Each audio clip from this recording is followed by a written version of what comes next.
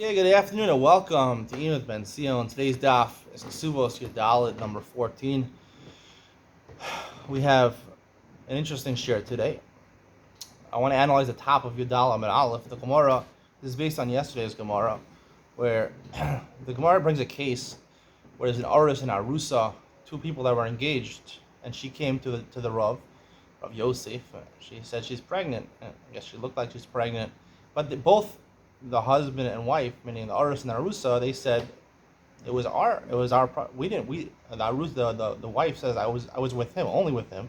I wasn't with somebody else. So it's definitely from him. That's why I'm pregnant, which is good, because if it was just somebody else, then not only is the child going to be a mamzer, but also they're going to have to get divorced, because you can't remain married to someone that you cheated on your sota vadai. So she's going to be usher. So in this case, the Rav Yosef paskin the ma'anei. What do you have to worry about? First of all, paskin like Gamliel, even in Bari V'Shema, where she says Bari, it's from a kosher person, right? The case in our Mishnah on Yud Gimel, and he says another person who come into court, he doesn't like the woman. He says maybe it's not. It's Bari V'Shema. Gamliel says Bari V'Shema, Bari Adif. And we paskin like Gamliel in that case. Second of all, it's even better over here because this is Bari V'Bari. It's not Shema. Someone saying maybe it's not. He's corroborating what she's claiming. She's claiming it was from him, and he's saying, yeah, it was from me. So he's corroborating. There's no Shema over here. It's Bari V'Bari. It's for sure okay. So the Gemara questions whether we could rely on Bari V'Shema without his additional Bari. The Gemara says, first it's obvious, and the Gemara says, no. But Gamliel really only says Lamaisa. He really says L'Chadchila. The Gemara says you can only rely on his Psak, Makom Rov Ksherim. And here it's Rov Psulim over here, because most of the people in the world are puzzled to this lady. Once she's a Arusa, once she's engaged to a man, she's Asura L'Chulei Alma. She's Asura to everybody. So 99.99% of the world are Asura to her. Only this guy is mutter to her. So the Rov Psulim adds to us, L'Chadchila, Gamliel wouldn't allow her. Only Rov Ksherim he would allow. Only with Rov Ksherim. So the Gemara says, but here also it's B'di'evid Dami. We'll explain that in a second. Here also it's K'di'evid Dami, so therefore we could rely on Rav Gamliel also over here. So Rav Gamliel says you shouldn't rely on the L'Chadchila unless you have Rov Ksherim. If you have Rov Ksherim, so then that supports Bari V'Shema. I mean, Rov itself, it's probably Rov Ksherim is Aruba the Isa Kaman probably. If it's Aruba the Isa Kaman 80%. You still have Bari V'Shem, which is initial 20%, so you're definitely over the 95% threshold to even not be Chayesh Lamiyuta. The question is over here is when it's Rov Psulin Esla. So he says we're really only passing that B'di'evet. L'Chadchila, he wouldn't allow you to do that. What's B'di'evet? What's L'Chadchila over here? So the case in the Mishnah on Yud Gimel is where a woman either was Nister, either was Nivelis from a man, they saw her be Boal a man, or she's pregnant, where you know she was Boal a man. We don't know who the man is. She's not married. She's not engaged over there in that case in the Mishnah. So about that case, Gamliel said, B'di'evet okay, L'Chadchila no. Meaning if there's Rov Psulim Estah, like the Gemara said, if she goes to the field, where most of the people are from surrounding cities, not from Lakewood, from outside of Lakewood, they're not Jewish.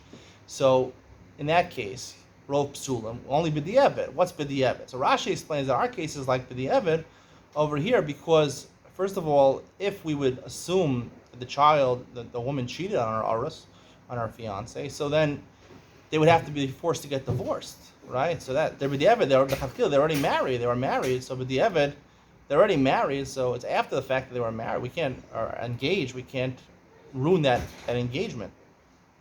It only helps for their engagement. It doesn't help for the child, right? And furthermore, there's another question. The Gemara says, and we paskin like this, man de machshir ba machshir b'biter. And Gamliel says, when we have that case on Mishnah and Yud Gimel, we're machshir not only the woman, we assume she's ksher l'kuna, she wasn't mizana with someone who's passer to the kuna, with a mamzer or an eved or an akum, someone who would make her a zona, passer to the kuna. Even if she's pregnant, she has a child, we're machshir b'bita, we assume her child is also ksher l'kuna, not a mamzer is the child, not an asina, not an shifcha, not an akum. We assume that the child's a good child. It can't be an akum because the woman is Jewish. So we assume that the child is kosher at the kuna, and the Gemara has a question on this in your Gimel and Beis. The Gemara says bishlama by the mother, right? In addition to Bari V'Shema, you also have a cheskas kashrus, right? We don't know who she was who she was with, but until then she had a cheskas kashrus. She was not a zona, so the cheskas haguf coincides or adds on to the Bari V'Shem. Bari V'Shem is 70% proof, let's say, and the Cheskes Guf is another 25%, 75% proof. And 25% plus 20% is 95% proof. We're not, even by Yisurim, we're not Cheshin L'Miyuta, even according to our Meir. However, by Bita, the Gemara says, Bita, you don't have a Cheskes Kasha. She's born right now. And similarly over here, in our case over here, right, why is the child, that's considered B'di'evet? The mother is considered B'di'evet, whether she's getting divorced from the husband, but the child, the question about the child is whether the child can marry to the kahuna or not, or she's a mamzeres, because she can marry Yisrael or not. Why is that b'di'evet? Rashi tries to say over here because she'll be a suffix mamzeres, and it's going to be very hard for her. She can't marry a mamzer. She can't marry a Yisrael, so it's a very bad situation where it's b'di'evet. Why is that b'di'evet? It's l'chatchila. The question is, it will arise when she wants to marry someone, and that's l'chatchila. And when we would say, or Gamliel would say, he only says, Alo Tavid Avda, Adika Rov Ksher, Rov Psulin, but the would be, he wouldn't permit her to marry somebody else.